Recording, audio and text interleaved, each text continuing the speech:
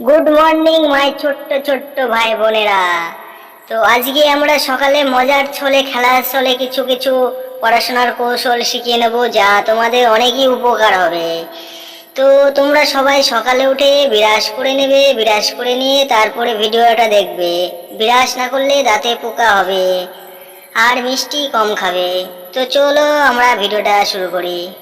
আমার ছোট্ট ছোট্ট ভাই বোনেরা, তোমরা দেয়ালে সাদা বোর্ডের দিকে খেয়াল করো। দেখতে হবে একটি আপেল আছে এবং একটি আপেল গাছ আছে। আপেল খেতে ভারী মজা লাগে, আমি তো প্রত্যেকদিন আপেল খাই। তোমরা কারা কারা আপেল খাও? আপেল, তোমাকে জিজ্ঞেস করছি, তুমি তোমার সম্পর্কে কিছু বলো আমার ছোট্ট ছোট্ট ভাই বোনেদেরকে। হ্যালো, আমি হচ্ছে একটি আপেল। আমি হয়েছি গাছ থেকে। আমার কালারটা কি হয় প্রথমে জানো? আমি বলে দিচ্ছি। আমার কালারটা প্রথমে হয় গ্রিন, ইয়ানি সবুজ। তারপরে আমার কালারটা ধীরে ধীরে রেড কালার, ইয়ানি লাল কালার। আমাকে সবাই কি বলে জানো?